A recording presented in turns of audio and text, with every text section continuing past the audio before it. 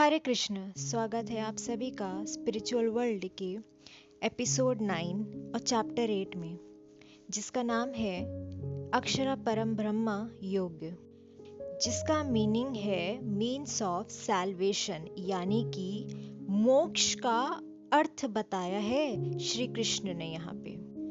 इससे पहले वाले चैप्टर में, चैप्टर 7 में विजना यानी कि परमहंसा विजना योग के बारे में बात हुई थी, जिसमें श्री कृष्ण ने अर्जुनों को कर्म, संन्यास और इन सब की बहुत बड़ी जानकारी दी है। पर इस योग में अर्जुन एक सवाल कर पूछते हैं श्री कृष्ण से कि मुझे ये बताइए कि मोक्ष आखिर है क्या, आखिर हम उसे पा कैसे सकते हैं। और जब इंसान अंत समय के नजदीक जा रहा होता है तो वो उस वक्त क्या सोच रहा होता है, और क्या असली मोक्ष वही है, और ये ब्रह्मा, परम ब्रह्मा आखिर है क्या। तो इसी का जवाब देते हुए श्री कृष्ण इस योग का आरंभ करते हैं और कहते हैं कि देखो, परम ब्रह्मा और ब्रह्मा, परम ब्रह्मा से जन्मा है ब्रह्मा। पहली चीज, परम ब्रह्मा एक एनर्जी है, सोच लो एक घर है और ब्रह्मा उसमें रह रहा एक इंसान। परम ब्रह्मा से ही ब्रह्मा आया है और ब्रह्मा ही को तुम्हारे पास्ट, प्रेजेंट, फ्यूचर यानी जो भूतकाल, भविष्य काल और वर्तमान काल, इन तीनों की पूरी नॉलेज है। वो क्रिएटर है इंसानों का, उसके कर्म का, और वो हर एक चीज को अपने अंदर समाहित करता है। इसीलिए वो बाकी देवी देवताओं से हमेशा ऊंचा माना जाता है, और मोक्ष की समृद्धि के लिए हमेशा हमें पहले ब्रह्मा के ही चरणों में जाना पड़ता है।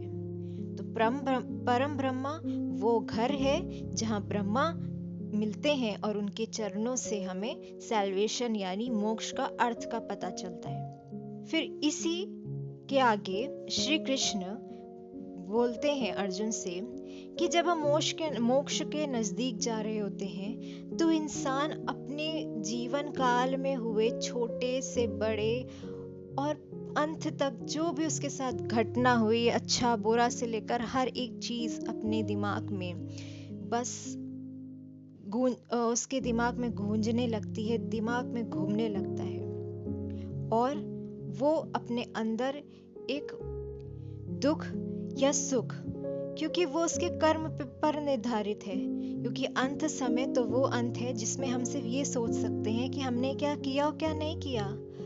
उस वक्त हर एक इंसान पे निर्भर है कि वो क्या सोच रहा है। पर हम अगर ये ना सोचकर, क्योंकि ये मटेरियलिस्टिक वर्ल्ड है, अगर हम इन चीजों को छोड़कर अगर हम ये सोचने लगे कि ये मेरी मोक्ष का समय है, मैं अब अपना समय, अपना आत्मा उस ही नारायण, उस ही देवता में समर्पित करना चाहता हूँ जिससे मैं आया हूँ।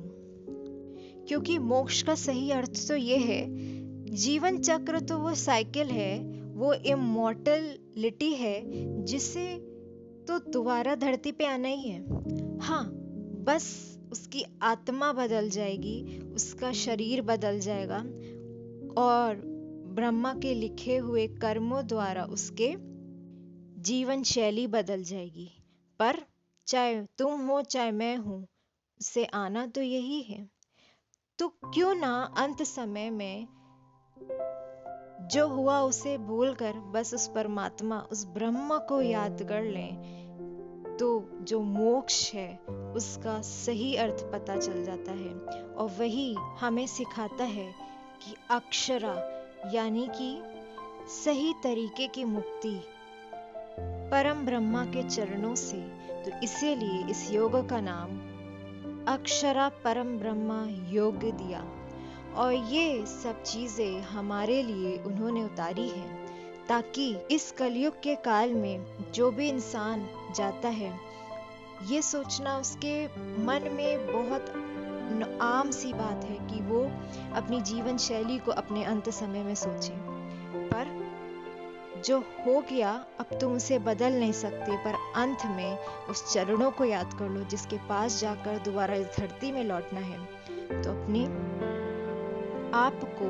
अपने आप को उस तरीके से विलीन कर दो कि ब्रह्मा खुशी से बिना कष्ट के अपने आप तुम्हें बुलाए और कहे कि तुम अब मुक्त हो, मोक्ष मिल चुका है और एक नया जीवन तुम्हें प्रदान करे। तो इसी के साथ मैं इस चैप्टर के अंत में आती हूँ। आपको पसंद आए तो लाइक, सब्सक्राइब और कमेंट जरूर करिएगा। जय श्री कृष्ण।